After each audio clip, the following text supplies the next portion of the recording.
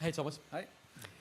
So much to ask you as ever, but Really? I think the biggest topic of debate that we've had since we last spoke to you is about your right-back choices. Yeah. You called up Ben White, mainly as a right-back. We know he can play centre-back as well, but again, you chose not to call up Trent Alexander-Arnold. Can you explain that thinking to us, please? It's just a choice. It's a sportive choice and a difficult choice and maybe a hard choice. And maybe to a certain degree, maybe unfair, but these choices have to be made. The choice was for Ben White because I saw him play here in the final, in the cup final against Manchester City. He played the Champions League match, I think, before, and was straight away back to his old self. It was the chance for me to meet him in person, to see how he interacts with the group.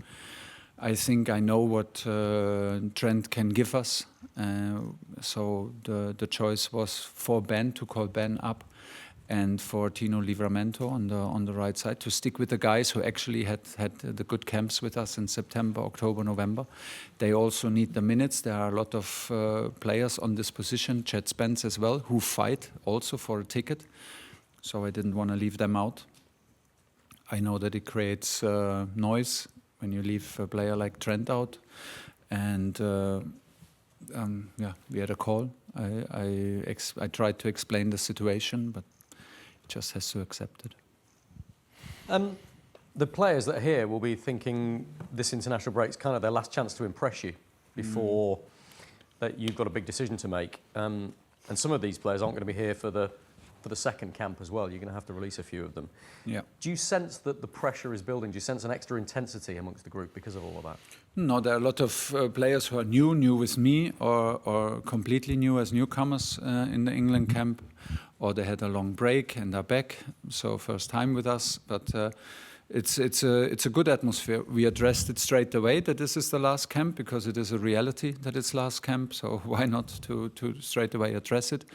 And encouraged everyone to be the best version of themselves, but be also good teammates. We know that they want to impress. We know that they want to compete. You can say against each other, but it is a team. We try to build a team. It's a team effort, and everyone behaves in that way. We demanded a positive attitude. We demanded from everyone that everyone tries to connect as quick as possible to each other, which they did. It was a very positive atmosphere, and I think we are ready to have a good match tomorrow. Will everything work smoothly and automatically on the pitch? Maybe not. But it is not easy to take a chance like this, and it comes with a bit of pressure and it comes with scrutiny, but that's the job and that's for the players as well, and that's the situation in which they are in. It's a very positive pressure because they fight for England and they fight for a ticket for the World Cup, and there is also a lot of football still to be played on club level and European level, and I will be in the stadiums and I will be in front of the TV and keep on watching. So decisions will be made late in May, and tomorrow is just a chance to impress. And at the moment, everyone is positive and like as you wish it to be. Alex. Hi, Thomas. These players that you've got have got a chance to impress you for this week. When will you make the decision, or are there players who you've got this week who you were planning to send away that are going to stay longer than planned, or when will you make that decision? I will make the decision on Friday night after the match, because then we have a clear feedback about injuries and we have clear feedback about the guys who are coming in and then are in camp. So we also need to reevaluate their situation, and then we take the decision. Some players know that this can be the case, and they had enough time to digest it, because it's more of a chance than of a negative thing. And you know, there are many ways to impress. You can impress, of course, tomorrow on the pitch with a top performance, but you can also impress as a teammate. You can impress in training. You can impress off the pitch on a social level. So there are many ways to impress, and everyone, is of course on their best behavior, as you can imagine. But it's nice that they're not fighting against each other. They're fighting with each other. And at the moment, everyone believes that he can start tomorrow. Decisions are not made, and there will be some disappointment. I think this is normal on Saturday morning when we split the group.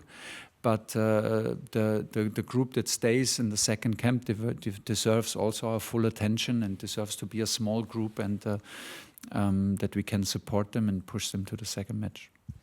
We've just had Noni Madueke in here speaking about his England career and chances. He's in a unique position where he competes with Bukayo Saka at club level and then for the international team as well. How do you see that battle? What does it bring out in him? And what do you like that Noni Madueke brings to the England team? Yeah, so first of all, I like that he plays for Arsenal, of course, and is involved in so many chances for titles, and that he's in a competitive environment. Is sometimes difficult because he competes with one of the very best. He himself can be one of the very best. I feel and I believe that we saw the best version of him in June, where we had a difficult camp, but he was maybe our best player against Andorra, and he had a very strong camp in September, an outstanding match against Serbia, and then quite a tricky injury, and Bukayo took over at Arsenal, and Bukayo took over at England for us. So they're fighting for it. I strongly believe that we need more than one player on each position. So yeah, it will be in the end a good competition for us. Noni was very, very strong, and he needs to show up tomorrow and show that he can continue where he left, because he was not with us October, November. So it's quite a long time, but we have high expectations. He's in good spirits. I will try to push him because I think he needs that. He gets a little push, and then he's in the responsibility to deliver. Kerry. Thomas, good evening. Maybe one of your toughest decisions as you name the squad, Phil Foden and Cole Palmer, two quality players. Yeah. Can you describe from your point of view the profiles they offer you to take to a World Cup, and how hard that decision might be from the training camps this week? Yeah, quite similar. Both left-footed, both good in the half position, both very good in the first steps with the ball. They can drop a shoulder, beat players in both directions. High understanding of the game. They love to put other players into action. They love to assist. They love to play risky passes. I think maybe Cole takes a little bit more risk in his game than Phil. Phil is maybe, he played like several times now also for City on an 8 position, very, very responsible. Is maybe a bit more physical in terms of non-stop running, and Cole has these little outbursts of pace and speed and creativity, but they're quite similar, and they're both on the highest level. And when you see them in training, it's pure joy, because every little exercise they show their quality, and they're in love with the ball, and the ball is in love with them. So it's a pleasure to watch, and in the end we will have a difficult decision, because there come some other players also into camp on the number 10 position, so it will be a tough one. And also looking at Calvert-Lewin and Dom Solanke, who have come into the squad in this. How hard is it to find the player to come into the squad as the understudy to Harry Kane, or the man to step in when Harry Kane isn't available? Very difficult, because Harry is our captain and the goal getter, and of course a starter for us. And the question is then always, like, if we are chasing a result, do we really take Harry off? And when is the chance to be a substitute for Harry? Is there, like, when is that moment, or do we even look for someone who can play with Harry? Do we even look for someone who is maybe then also a good penalty taker? Because maybe in the heat, Harry is maybe not on the pitch anymore when it comes to penalties. So who can replace him there? So these are the questions that we have to answer. But first of all, it's important that the two of them understand that it's a big chance to be in camp without Harry, and not like to sit on the bench and wait for 10 minutes or 15 minutes, but to compete actually for a real chance to start and get good quality minutes. And that's what they're up to. That's the challenge for the both of them. They're very, like all of them, they're very positive about it, and I feel that they really wanna show what's in them. We had a very good training session yesterday, and hopefully they can prove the point tomorrow. James? Hi, Thomas. Can you tell us who your captain will be tomorrow? Good question. Normally I would say between John Stones, Jordan Henderson, Jordan Pickford, one of the three. So you haven't decided yet? Depends who starts, and then I will decide. The last friendly here in October against Wales, the atmosphere was a little quiet. Do you need a bit of patience from the fans tomorrow night, given what you're working towards? Yeah, that would be ideal, but I understand if you come, you have also high expectations. So will everything work out smoothly from the start, and everyone will find its position, its rhythm? I mean, there will also be some nervous players there, and they will find their way into this game. This would be normal if it's the case.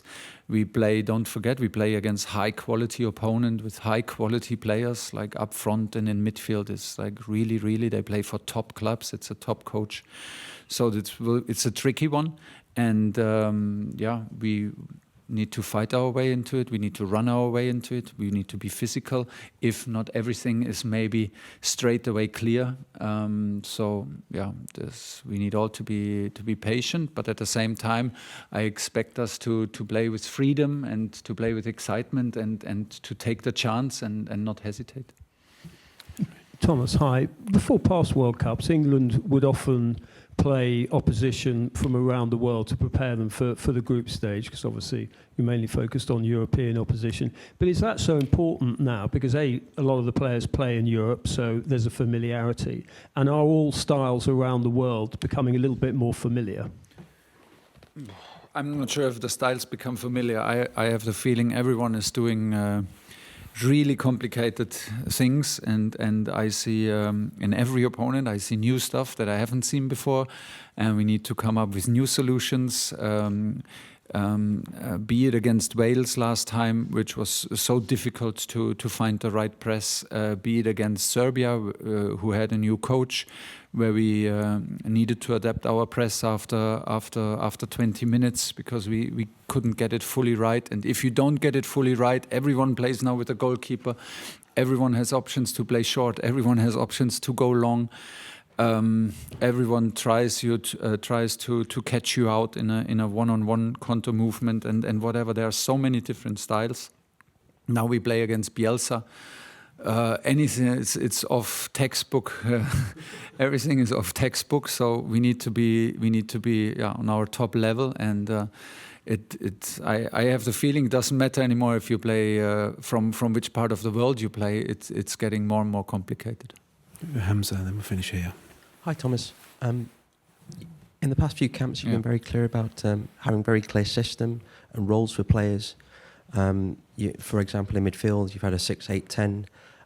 In Albania, you changed it up a bit, 6 and double 10s. You explained it was because of the way that they were playing. Yeah. But do you see tomorrow and Tuesday as an opportunity to change your system up a bit as well?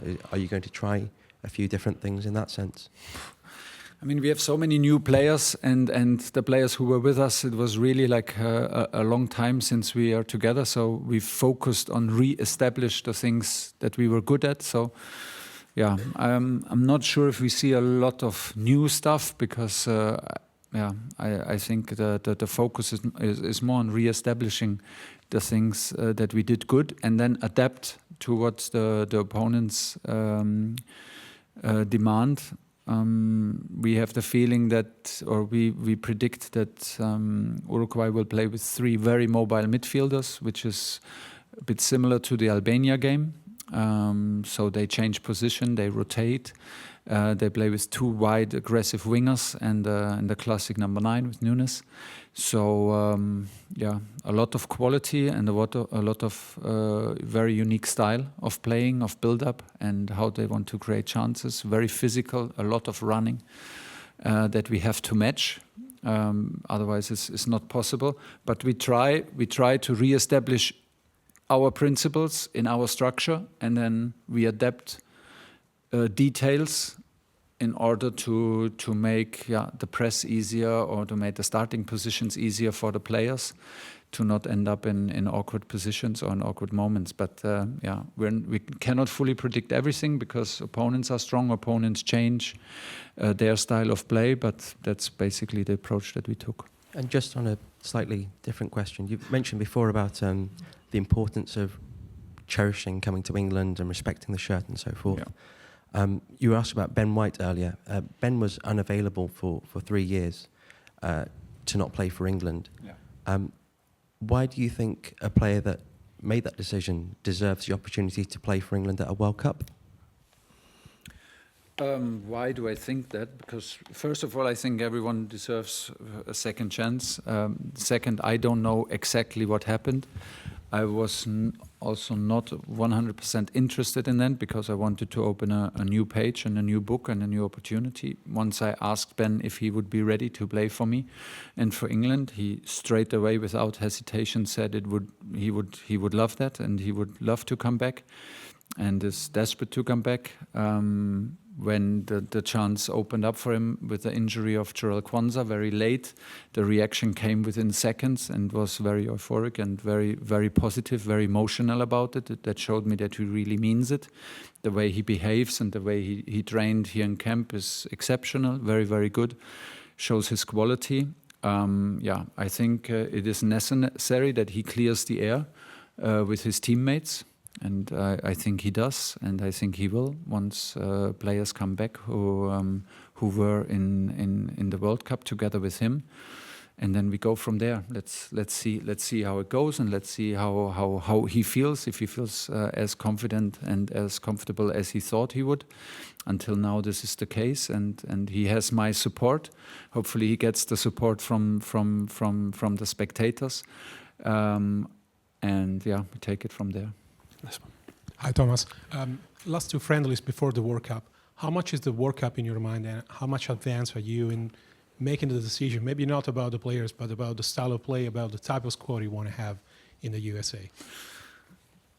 If you believe it or not, I think I will take all these decisions very, very late, and maybe when we are in the US, when I feel actually the heat, and when I feel the fatigue of the players, when I feel the consequences of the heat, humidity on the players. I think then we will take maybe all these decisions. We spent a lot of time thinking and planning about the World Cup before camp, but during this camp, all our energy went into our group here because they deserve it, and all the energy went into preparing this match tomorrow. This is how it normally is. I think this is how it will be in the World Cup as well.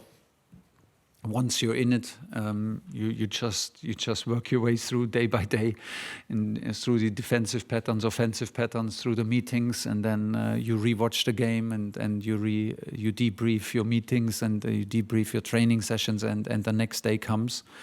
So this is the nice part of it. We will think about the World Cup and the nomination after the camp, not now. And for tomorrow, everything that counts is that we play positive, and we play with energy and positive attitude, and we take a chance again to re-establish our patterns of play, and hopefully we get another win. It will be difficult, I guess, because the opponent is strong, but this is where all the energy goes at the moment. Thanks, everyone. Cheers. Thank you. See you tomorrow.